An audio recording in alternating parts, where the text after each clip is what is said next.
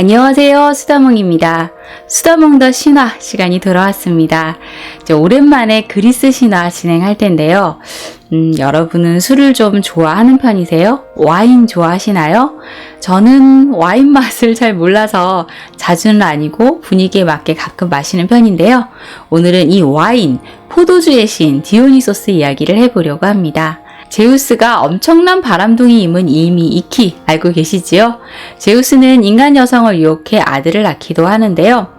수다몽 영상에서 이미 이야기해 보았던 헤라클레스, 그리고 오늘 이야기할 디오니소스도 아버지는 제우스, 어머니는 인간 여성입니다. 헤라클레스와 디오니소스는 이 외에도 많은 공통점이 있는데요. 헤라의 질투로 엄청난 시련을 겪었다는 것입니다. 디오니소스의 어머니 세멜레는 테베의 공주였습니다. 테베 도시를 건설한 카드모스 왕과 이 아프로디테의 딸 하르모니아 여신이 결혼을 해서 낳은 자식 중 하나가 세멜레이지요. 세멜레는 어머니가 여신이다 보니 또 여신급으로 아름다운 외모의 여성이었는지라 제우스가 그녀를 또 찜공하게 됩니다. 제우스는 열심히 세멜레에게 구애를 해서 그녀와 사랑을 나누게 되었고 세멜레는 곧 임신을 합니다. 허구한 날 바람이라니. 제 헤라는 또 엄청 열받습니다. 용서할 수 없다. 헤라는 제우스의 바람에 대한 응징을 하기로 하죠. 헤라는 세멜레의 유모로 변신을 해서 세멜레를 찾아가는데요. 당연히 자신의 유모인 줄 알았던 세멜레는 유모 나 임신했어. 제우스님의 아기를 가졌어 하며 임신 사실을 털어놓습니다. 아가씨를 임신시킨 그 남자 정말 제우스님이 맞을까요? 거짓말은 아닐까요? 아니야. 거짓말일 리 없어. 하지만 사람과 같은 모습이잖아요. 그렇긴 하지만 다음번에 그 남자가 오거든 아가씨의 부탁은 뭐든 들어주겠다는 맹세를 이 스틱스 강에 대고 하게 하세요. 그리고 정말 제우스라면 본 모습을 보여달라고 해보세요. 세멜레는 유모가 자신을 걱정해서 한 말이라고 믿고 제우스를 확인해 보기로 합니다. 제우스님, 제 부탁을 다 들어주신다고 스틱스 강에 대고 맹세해 주세요. 사랑하는 세멜레, 당신의 부탁이라면 나 다 들어주지. 그래, 스틱스 강에 대고 맹세를 하지. 당신이 정말 제우스라면 당신의 아내 헤라를 대할 때와 똑같은 모습을 제게 보여주세요. 제우스는 난감한 표정이 됩니다. 내가 신의 모습을 하고 세멜레에게 나타나면 세멜레가 죽고 말 텐데 어떡하지? 하지만 이 저승과 이승을 가르는 스틱스 강에 대고 한 맹세는 신이라도 깰 수 없는 강력한 약속이어서 약속을 꼭 지켜야만 했습니다. 그래서 결국 제우스는 휘황찬란한 광채를 최대한 가린 이런 옷차림을 하고 세멜레 앞에 섰는데요. 하지만 태양을 정면으로 쳐다보면 눈이 머는 것처럼 번개와 하염으로 번뜩이는 제우스의 본 모습을 보게 된 세멜레는 그 자리에서 새까맣게 타서 죽고 맙니다. 제우스는 이 연인의 죽음에 너무 안타까워하며 세멜레가 임신을 하고 있었으니까 그 아기를 꺼내서 자신의 허벅지에 넣고 꿰맵니다. 아직 6개월밖에 되지 않아서 달을 더 채워야 하기 때문이죠. 그리고 10달이 다 찬 후 이 꿰맨 부분을 풀어서 다시 아기를 꺼내는데요. 이렇게 태어난 아기가 디오니소스입니다. 원래는 아버지가 신일지라도 어머니가 인간인 경우에는 신의 혈통을 타고났으니까 당연히 보통 인간보다는 엄청나게 뛰어난 능력을 가져서 영웅이 되긴 하지만 헤라클레스처럼요. 언젠간 죽음을 맞게 돼요. 헤라클레스도 죽음을 맞았잖아요. 그런데 디오니소스는 좀 다릅니다. 인간 여성을 어머니로 두긴 했지만 가장 존엄한 신인 제우스의 몸에서 다시 자라서 태어났기 때문에 디오니소스는 불사의 몸을 가지게 된 것이죠. 하지만 이 태어난 아기를 본 헤라는 또다시 분노에 휩싸였고 티탄족에게 이 아이를 죽이고 다시는 태어나지 못하게 하라는 명령을 내립니다. 티탄족은 이 갓난아기인 디오니소스를 갈기갈기 찢어버리는 것도 모자라 아예 냄비에 넣고 끓여버립니다. 그리고 그 고기를 아폴론에게 먹으라고 권하죠. 하지만 아폴로는 이게 디오니소스의 고기라는 것을 알았고 난도질한 이 모든 고기를 모아서 땅에 묻어줍니다. 그리고 제우스의 어머니인 대지의 신, 이 레아가 난도질 당한 이 디오니소스의 몸에 생명을 불어넣어서 다시 부활하게 만들어주죠. 사실 디오니소스라는 이름은 2번 태어난 자라는 뜻인데 이 일화까지 생각을 해본다면 디오니소스는 실제로는 3번 태어난 자이지 않나 싶네요. 제우스는 도저히 안 되겠다, 이러다가 디오니소스가 제대로 자라지 못하겠다라고 생각을 해서 헤르메스에게 명령을 해서 디오니소스를 오르커메노스라는 곳에 데려가게 합니다. 그곳의 왕인 이 아타마스의 왕비 이노는 세멜레의 언니이니까 이 디오니소스에겐 이모가 되는 거잖아요. 그래서 그녀에게 디오니소스를 부탁했던 것이죠. 이노는 최고의 신 제우스의 아들이자 자신의 조카인 디오니소스를 정성껏 보살피겠다고 약속을 합니다. 제우스는 헤라에게 또 들키면 안 되니까 디오니소스에게 여자 옷을 입히라고 했고, 디오니소스는 실제로 2년 동안 여자아이처럼 길러지게 되죠. 하지만 곧 이 사실을 알게 된 헤라, 더 분노하게 되어서 이번에는 아타마스와 이노를 완전히 미쳐버리게 만듭니다. 이 두 사람에게는 레아르코스와 멜리케르테스라는 두 아들이 있었는데, 정신줄을 놓은 아타마스가 이 아들이 사슴으로 보이는 거예요. 그래서 사슴 잡자 하며 활을 쏴서 이 레아르코스를 죽이게 됩니다. 또 이노는 멜리케르테스를 뜨거운 물이 막 펄펄 끓는 솥에 던져서 죽게 만들죠.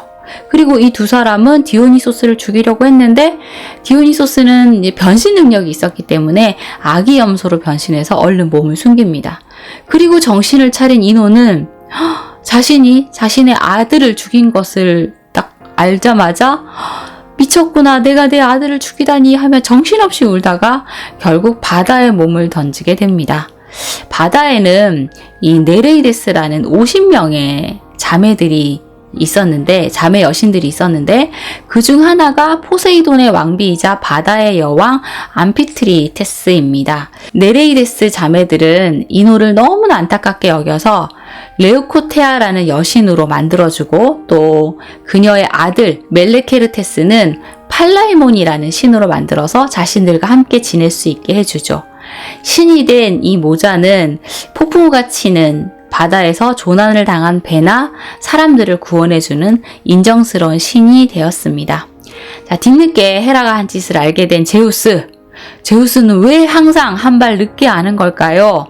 신화를 읽다 보면 이 분통 터지는 게, 제우스가 예쁜 여자는 참 빨리도 발견을 하는데 그녀들과 그녀들이 낳은 아들들의 시련은 모르거나 또는 모른 척하는 무책임한 모습을 보여서 종종 화가 납니다.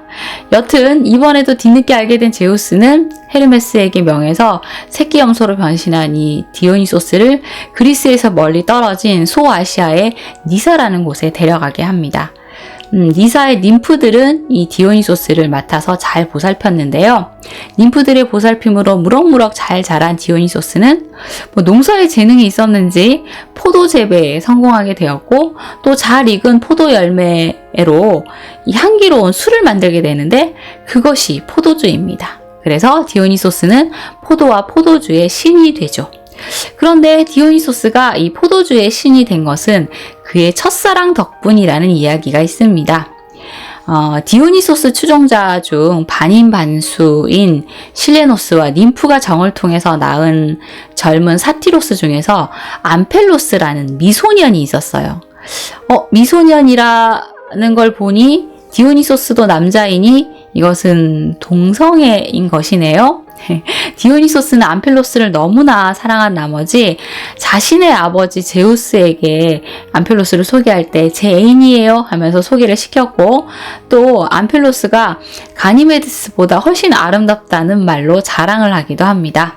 디오니소스는 암펠로스와 자주 씨름을 했는데 서로의 이 몸을 느끼며 스칠 때마다 기분이 너무나 좋았고, 또 씨름을 할 때 디오니소스는 일부러 져서 그의 몸에 깔리는 느낌을 즐겼다고 합니다. 그리고 언제나 암펠로스와 함께 사냥을 하면서 너 정말 사냥을 잘하는구나 하면서 용기도 불어넣어 줬는데, 그 대신 절대 성난 숫소는 건드리면 안 된다는 주의를 줍니다.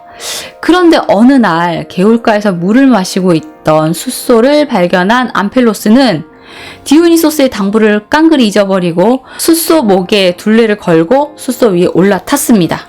그런데 이 모습을 보고 질투를 느낀 달의 여신 셀레네가 등의 떼를 보내자 그것을 본 숫소가 미친 듯이 달리기 시작합니다.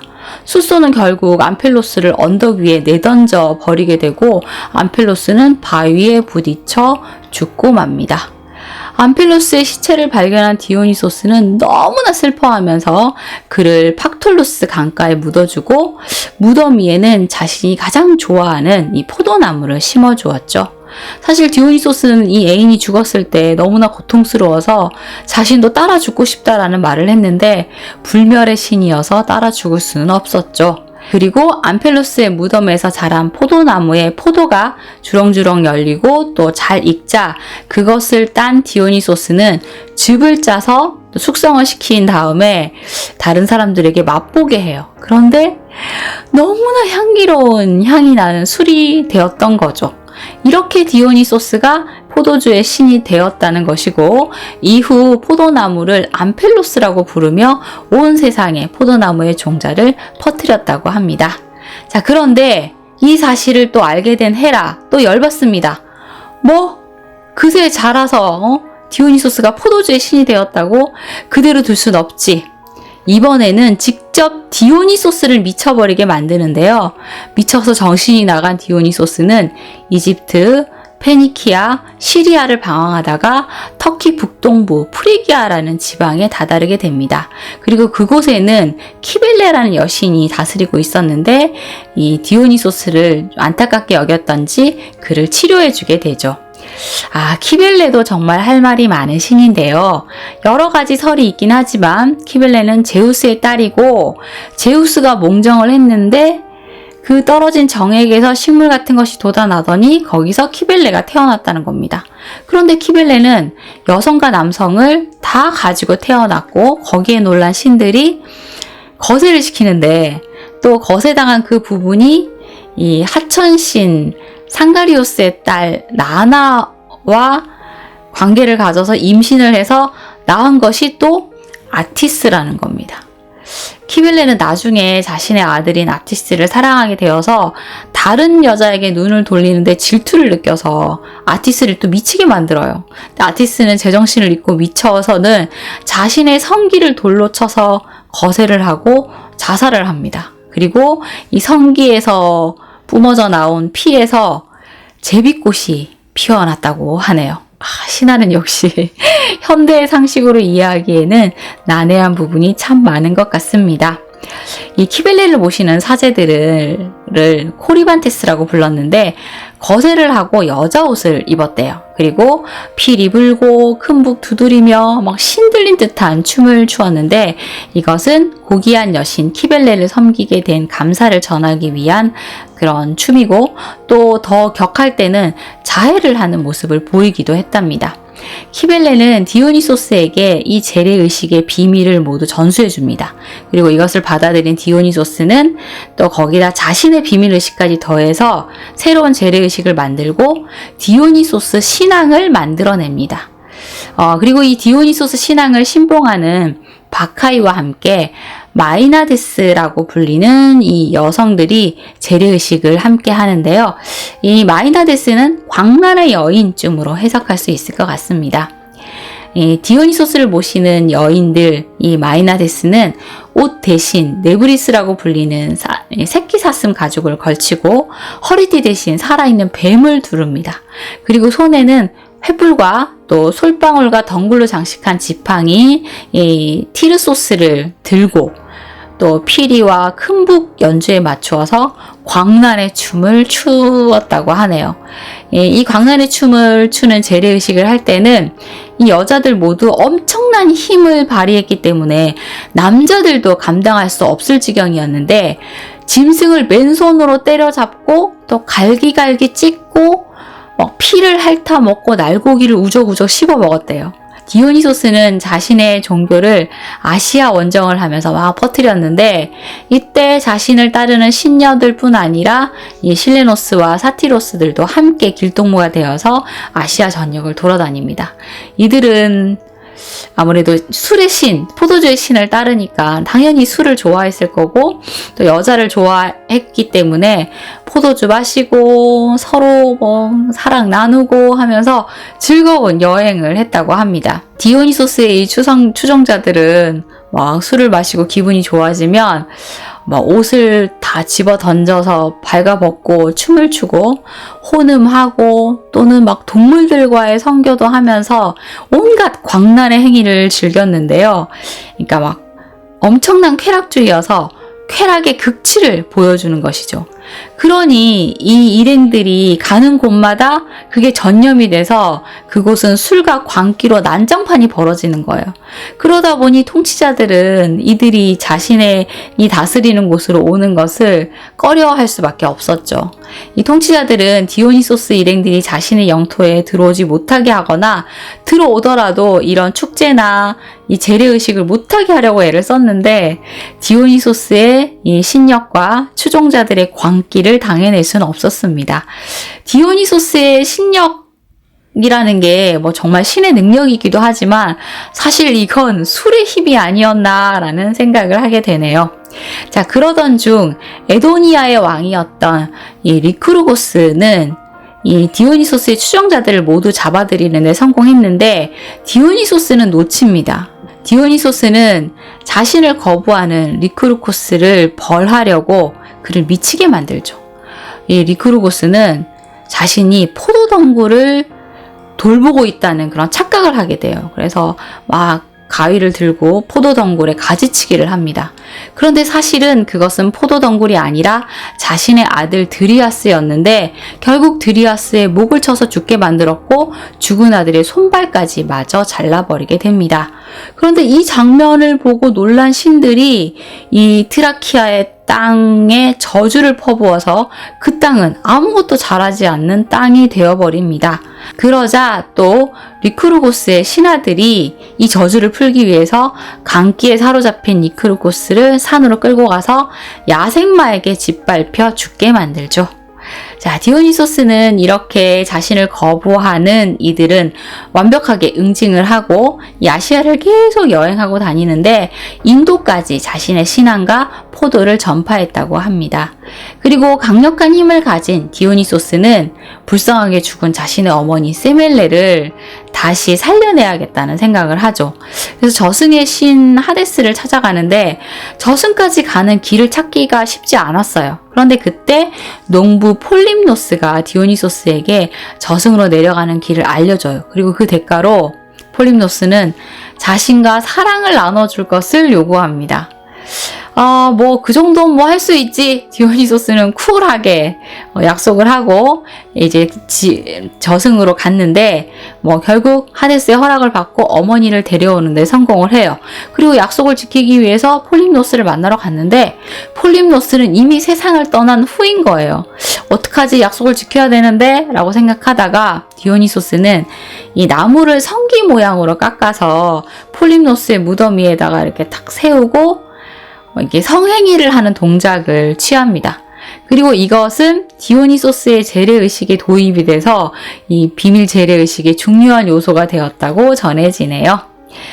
디오니소스 이야기 1부는 여기서 마무리를 하고 잠시만 기다려 주시면 2부에서 이야기 이어가도록 하겠습니다. 잠시만 기다려 주세요.